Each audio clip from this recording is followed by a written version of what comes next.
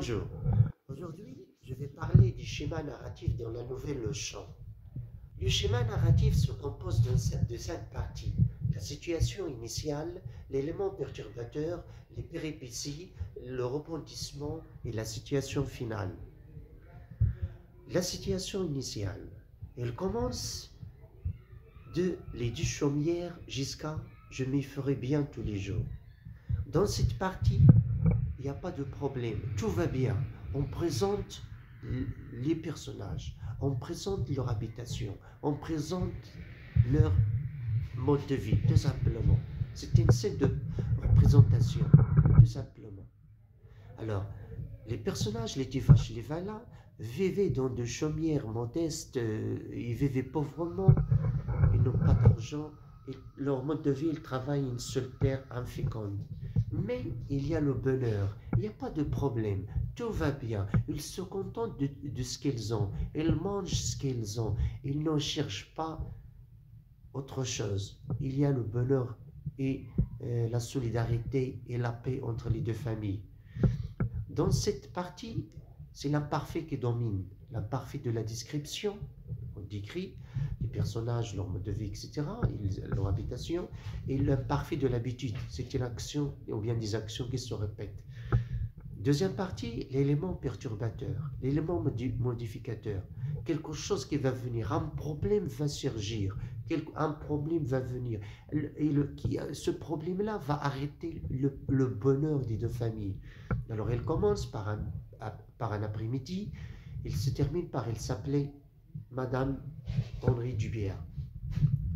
Alors, l'arrivée du couple va constituer l'élément perturbateur. Il va causer les problèmes à la famille. Il va arrêter le bonheur et le calme des deux familles. Il commence généralement par une indication temporelle, par un après-midi. Et il y a l'arrivée du passé simple. Le passé simple va s'introduire dans le texte. Après, les péripéties, ça veut dire les actions. Les actions qui vont venir après ce problème. Alors toujours, le couple va venir, il va intervenir, il va entrer dans les chaumières, chercher l'enfant, discuter l'adoption d'un enfant. Premièrement, ils vont entrer chez les Tivaches, mais leur requête va être refusée. Malgré les arguments solides et forts qu'a présenté M. Dubière, que l'enfant va avoir un héritage, que la famille va avoir une pension, que tout cela réglé chez un notaire avec les témoins, mais Madame Tivache a refusé. Il a ses principes. C'était une femme de foi, c'était une femme honnête, intègre, juste. Il ne vend pas ses enfants pour se débarrasser de la pauvreté. Deuxièmement, ils vont aller chez les Valins. Ils vont relater et exposer les mêmes arguments et les mêmes arguments et au début il y a le refus, mais après avoir entendu l'argent et tout ça, la famille Falin va accepter la vente de l'enfant. Qu'est-ce qui va se passer? Une haine, une jalousie, le mépris va se déclencher entre les deux familles. Madame Valin n'a pas accepté le geste de... Madame Tivache n'a pas accepté le geste de Madame Valin. Elle l'accuse d'avoir vendu son enfant. Il lui reproche de cela. Il parle à tout le monde. Toujours des insultes, toujours des jurons, toujours des reproches. Alors la haine, ce calme des débuts, ce bonheur s'est brisé à cause de l'argent.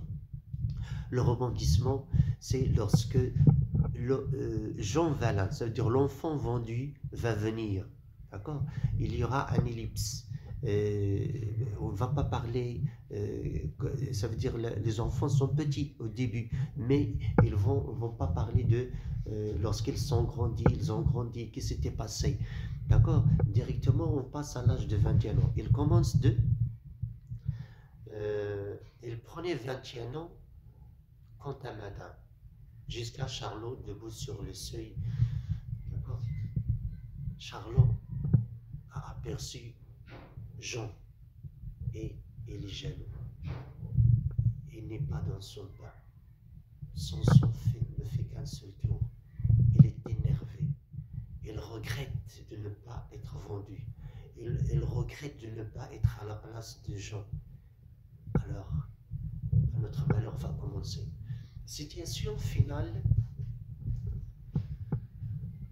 Le soir au souper, il dit au vieux, c'est-à-dire à sa maman, ça nous parle de Charlot. Il dit à sa maman et à son père. Il leur dit au revoir. Alors à la fin, il disparaît dans la nuit. C'est fini. C'est la suite. C'est la fin.